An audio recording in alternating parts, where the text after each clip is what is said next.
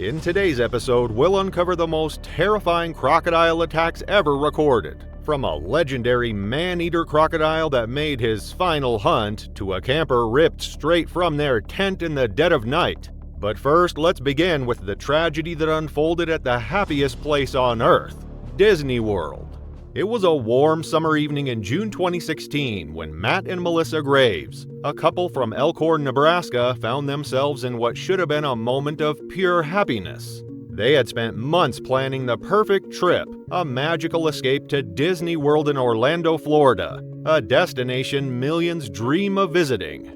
With its vast 25,000 acres, 4 theme parks, and countless attractions, Disney World attracts nearly 60 million visitors a year. Families from all over the world come to experience the thrill of the rides, the magic of the fairy tale castles, and the wonder of the entertainment.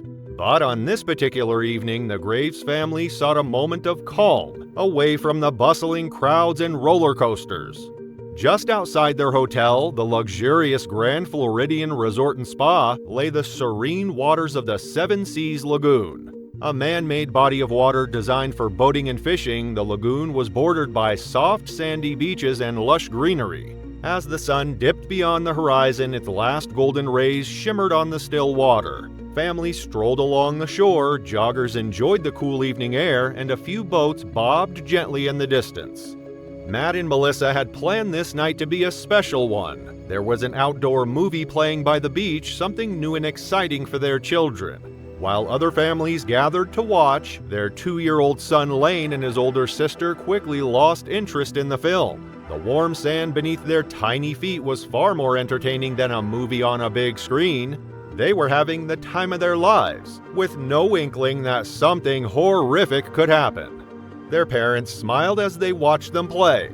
They had packed a bucket and spade for this very reason, knowing how much Lane loved digging in the sand. As soon as Matt handed him the bucket, Lane let out a squeal of excitement, his little legs carrying him toward the shoreline. He scooped up handfuls of sand, carefully packing them into the bucket, then turned it over, tapping it 3 times, just as his father had taught him.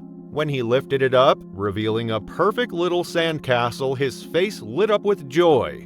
Over and over, they repeated the process, each castle bringing another burst of laughter. Time passed quickly. The children were having so much fun that Matt and Melissa lost track of how long they had been there. Eventually, they decided it was getting late, but as soon as they stood up, Lane let out a frustrated cry. He wasn't ready to leave. He wanted to build just one more castle, play for just a few minutes more. His parents exchanged a look. After all, they were on vacation. What harm could it do to stay just a little longer? They gave in. As the family added the final touches to their sandy masterpiece, Lane got an idea. Every castle needed a moat.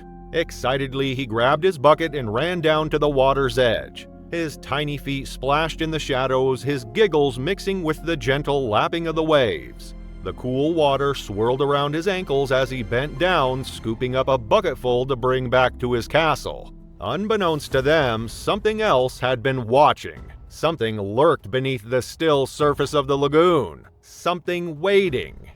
Then, without warning, chaos erupted. A sudden splash, a monstrous surge of water, a blur of scales and raw primal power. And then, Lane was gone.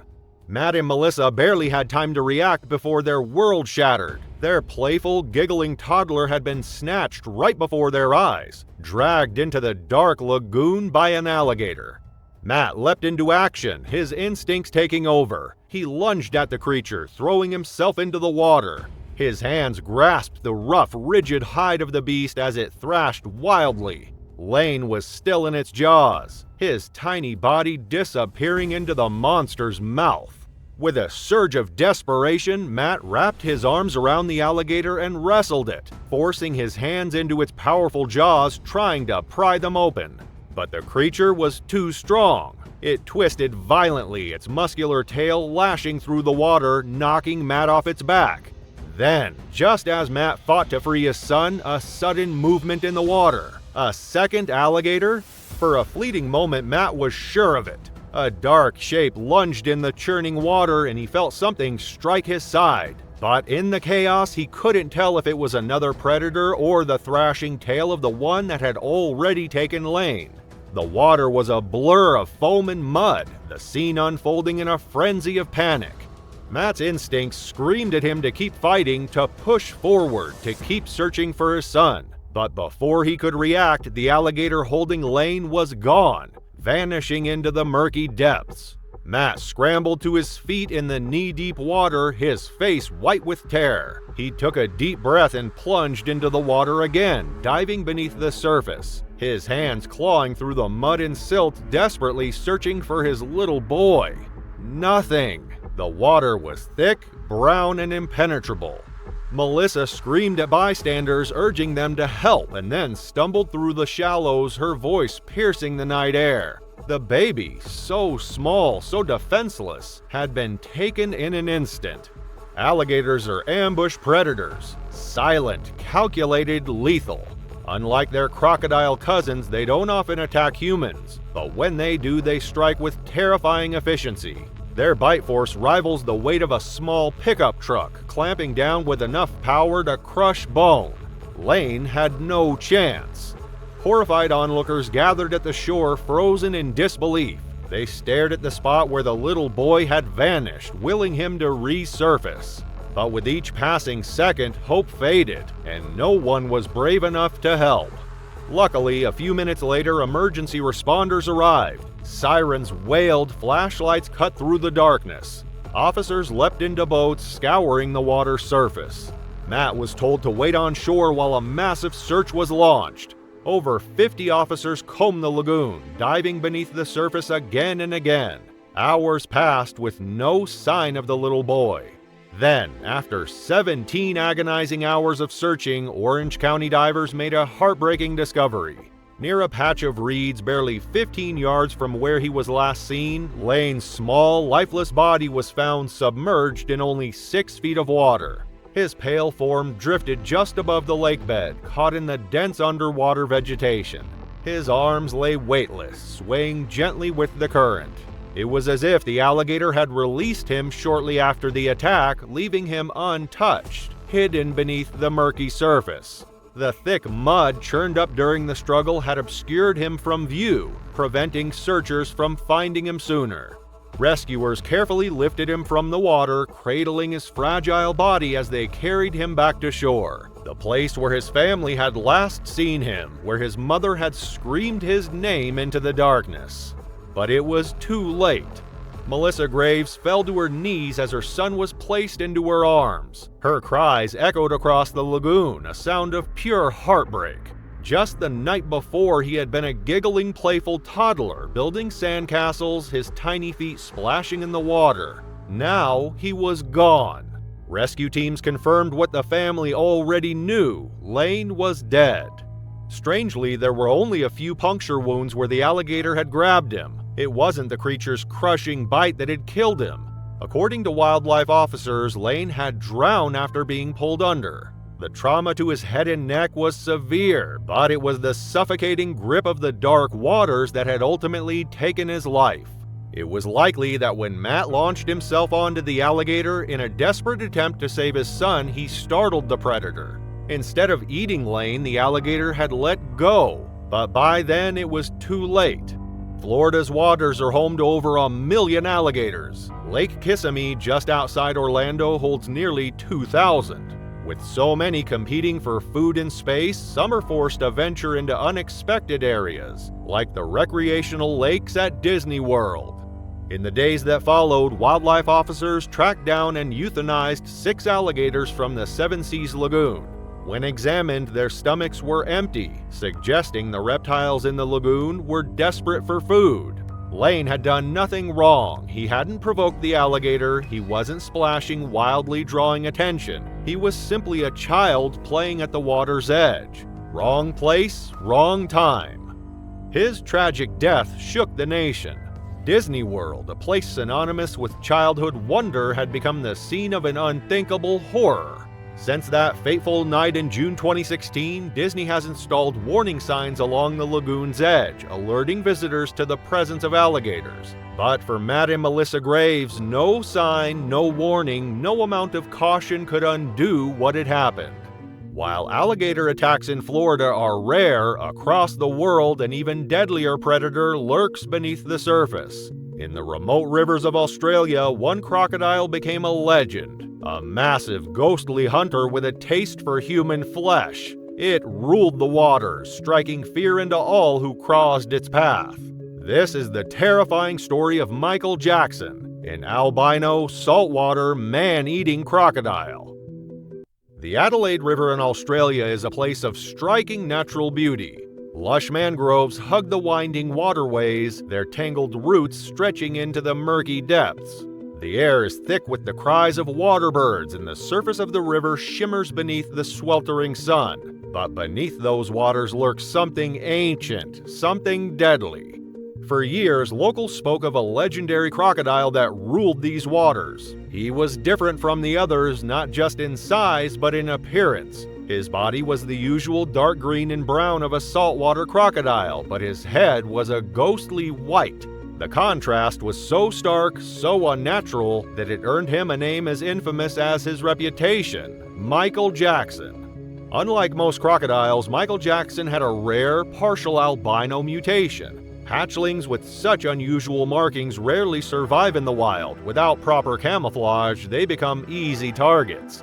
But against the odds, Michael Jackson made it. He grew into a true monster, measuring 14 feet long and weighing 880 pounds. His heavily scarred body told the story of his reign. A massive chunk was missing from his side, likely the result of a vicious battle with another dominant male. But he had survived, he had won, and now this river was his domain. Saltwater crocodiles, or salties as they're known in Australia, are the largest living reptiles on Earth. Some grow up to 20 feet long and weigh over a ton. They're ambush predators waiting motionless beneath the water's surface before striking with devastating speed. Their bite force is the strongest of any animal ever recorded, a bone-crushing 3,700 pounds per square inch. For years, Michael Jackson had been a patient hunter, but in August 2014, he became something else: a killer.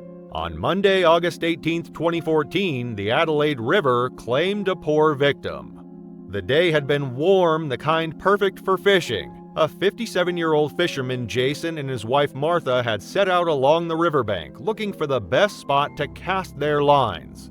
Fishing along the Adelaide River was popular. The prized catch? Barramundi, a powerful sport fish known for its fight and its delicious white flesh. Locals and tourists alike came to these waters for the thrill of the catch. Martha and Jason too came every year to participate in the competition, even though the river's dangers were well known. Signs warned visitors, caution, crocodiles inhabit this area. But for many, the warning signs had become background noise, constant reminders of a threat they believed they could avoid. That morning, Jason stood at the water's edge, casting his line again and again, hoping to get lucky. His wife sat farther up the bank, enjoying the peacefulness of the moment. Then his line snagged. Had he finally gotten lucky?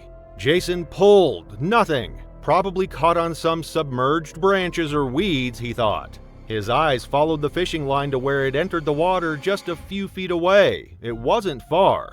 He could retrieve it himself rather than lose the lure. He set his rod down, took a step forward, and waded into the shallows. This was his biggest mistake. He never saw what was watching him. The predator had been there the whole time. Hidden beneath the surface, Michael Jackson waited. He had watched the fisherman arrive, had tracked his movements along the shore. He knew what was coming. Saltwater crocodiles don't hunt randomly, they study their prey. They recognize patterns, and now, as the fisherman stepped into the water, Michael Jackson saw his chance. With terrifying speed, the massive reptile exploded from the river. A flash of scales, a crushing force, a spray of water. Before Jason could react, the crocodile's jaws clamped down. Martha had to turn away for just a moment. She never saw it coming, but she heard it. A scream cut short. She spun around just in time to see a massive tail thrashing violently. For a brief second, she glimpsed her husband's body trapped in the crocodile's jaws, being dragged beneath the surface. Then, nothing. The river was still once more. The only sign of what had just happened was the rippling water spreading in slow, widening circles. His fishing rod remained on the bank. The line was still taut, snagged beneath the surface, a painful reminder of what was lost. She screamed for help, frantic, desperate. Then she reached for her phone.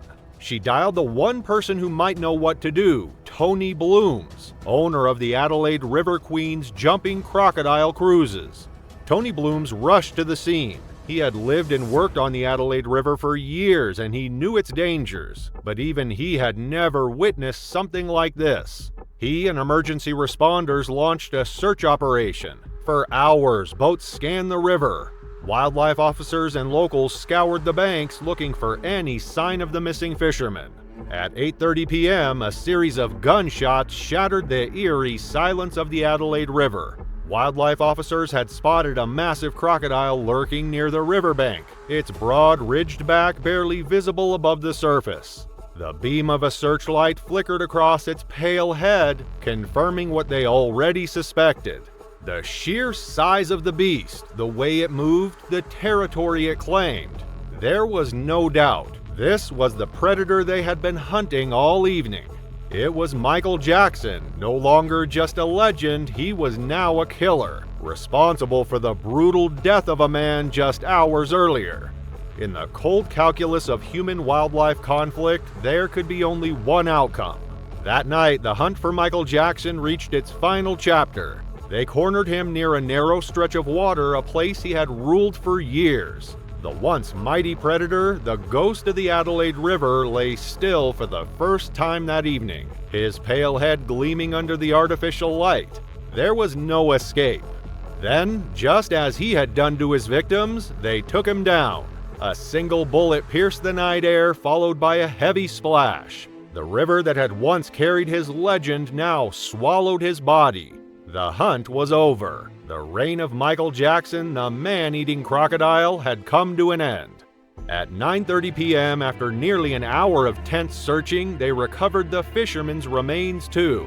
His body had not been torn apart or devoured. Instead, he had been found submerged in a shallow part of the riverbed, wedged between the roots of a mangrove tree, stored to be fed on later. For the fisherman and his family, it was a tragedy beyond words. For his wife, it was a nightmare she could never escape. And for the crocodile, it was an unfair end. The incident sparked fierce debate. Some called for stronger warnings and no-go zones. Others pushed for crocodile hunting safaris, claiming it was the only way to keep numbers in check. But one group stood firm. Jumping Croc tour operators denied any connection between their feeding practices and the rising attacks. They argued that crocodiles were already dangerous and would attack with or without human interference. But instincts can be manipulated. Saltwater crocodiles are opportunists. They learn, they adapt, they survive. Because across Australia's untamed wilderness, saltwater crocodiles rule the waterways, striking fear into anyone who dares to let their guard down. And for one family, a peaceful camping trip turned into a desperate fight for survival when a 15-foot predator emerged from the shadows. The incident took place in Cape York, Australia, a vast untamed peninsula stretching over 137,000 square kilometers in far north Queensland. This remote and rugged region is home to some of the most dangerous wildlife on the planet. Over 700 land vertebrate species thrive here, from flocks of screeching parrots to agile kangaroos, elusive marsupials, and lethal reptiles. Among them is the saltwater crocodile, the undisputed ruler of these waters.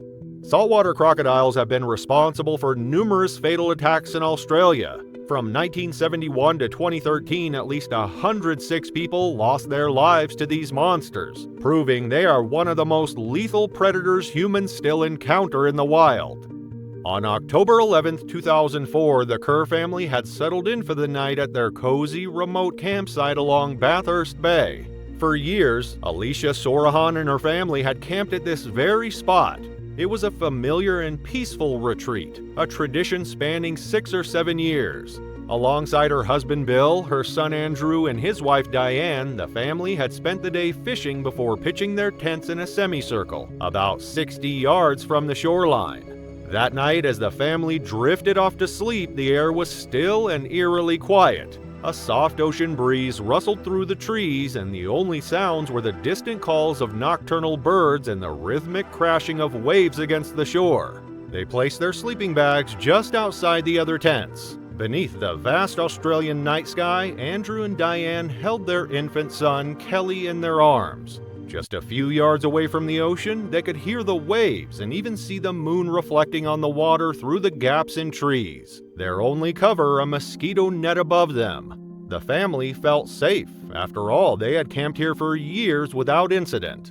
But they had unknowingly camped within reach of a silent, lurking predator.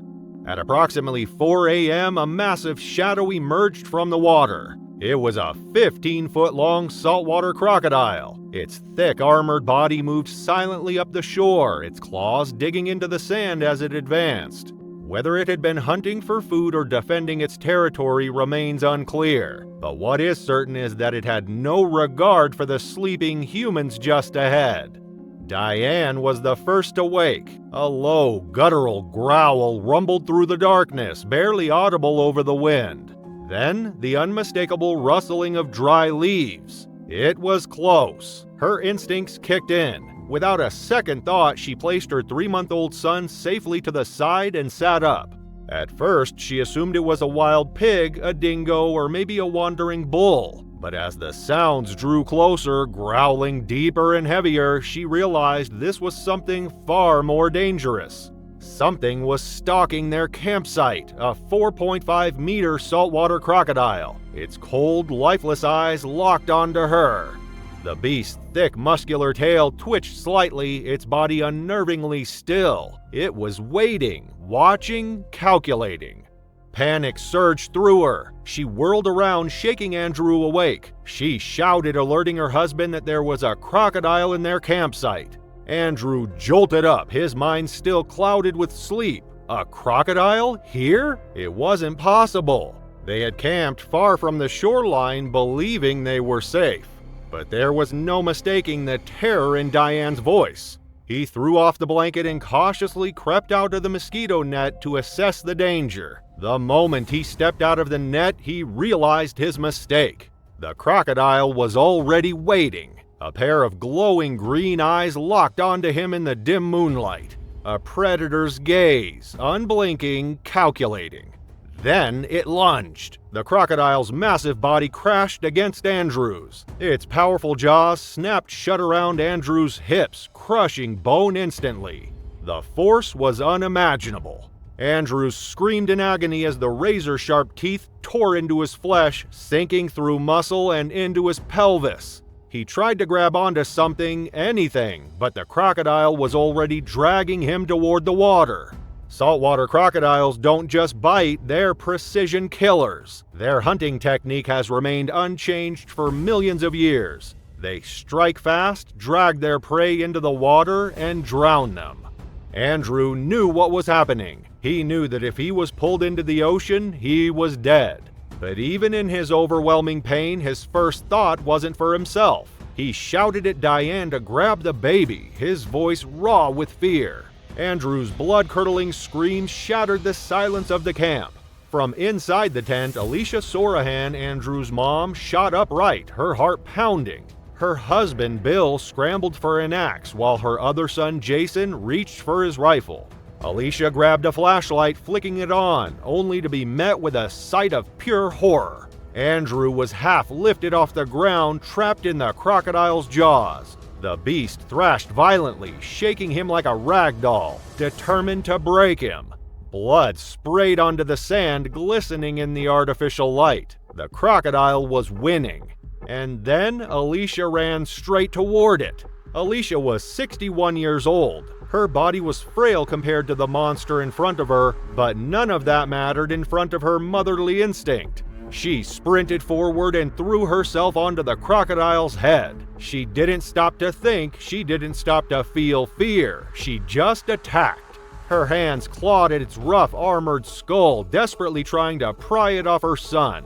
She drove her fingers into its eyes, a move known to deter crocodile attacks. The crocodile lashed out violently. Its powerful tail struck Alicia across the face, sending her nose and jaw shattering.